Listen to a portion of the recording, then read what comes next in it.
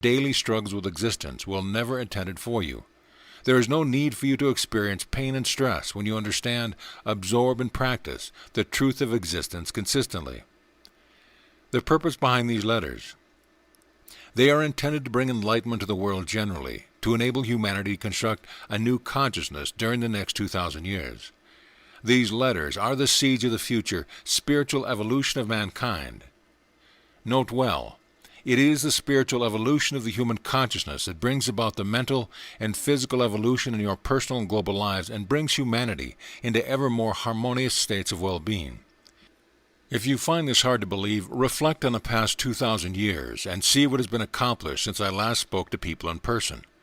There has been a gradual evolutionary trend towards the brotherly love I constantly preach to the Jews. When I walked the earth, there was no such humanitarian organizations as you have now. Ambition, greed, and self-gratification were regarded as normal behavior. There was little brotherly love even amongst the Jews whose prophets for generations had exhorted them to love their neighbors as themselves.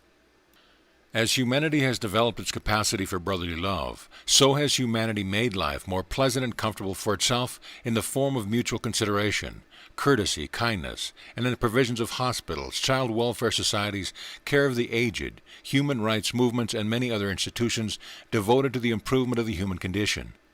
All these have been born in the hearts and minds of those who sincerely heeded my original words spoken in Palestine, urging people towards brotherly love and compassion for their fellow men.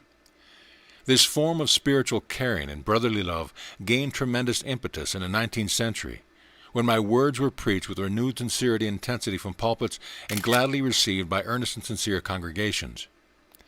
Preachers and congregations were, by that time, spread worldwide on every continent.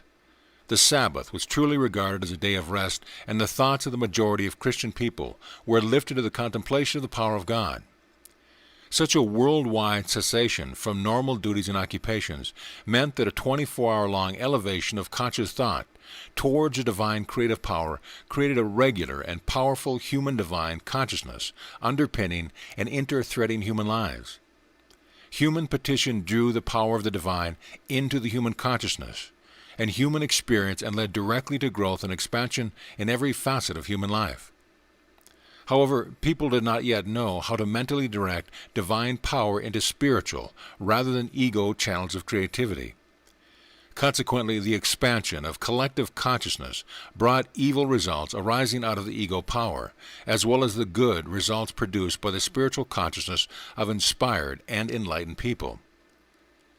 NB, for this reason, I have come expressly to explain to you a vitally important fact of existence. Please read carefully. It is this. Your personal consciousness is entirely responsible for whatever comes into your life and personal experience. It is your personal consciousness which brings you good or evil. In your subconscious, you bring through strongly imprinted but hidden recollections of past traumas, emotions of past lives, which can erupt and color your present consciousness.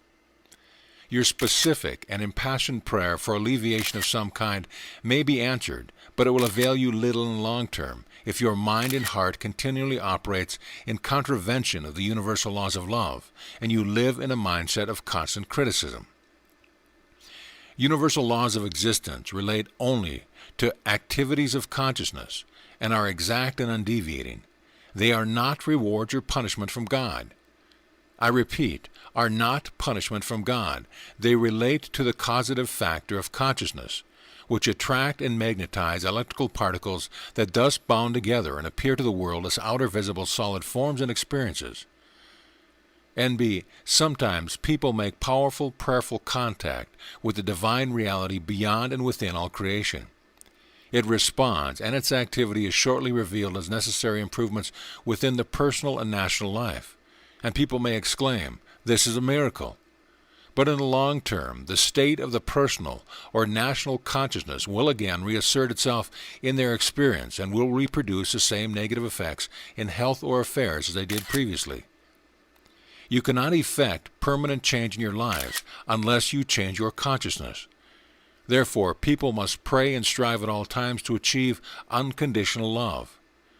For in the 20th century, human mental abilities outstrip their spiritual development. Scientists thought they could explain away the origins of creation and ascribe them to accident. As a direct result, people ditched morally and began to give way utterly to self-will. They set in motion a new momentum of menace in the world, for they began to create a new form of world ego consciousness, directly in opposition to the nature of the divine, unconditional love. The human consciousness blocked the inflow of the divine.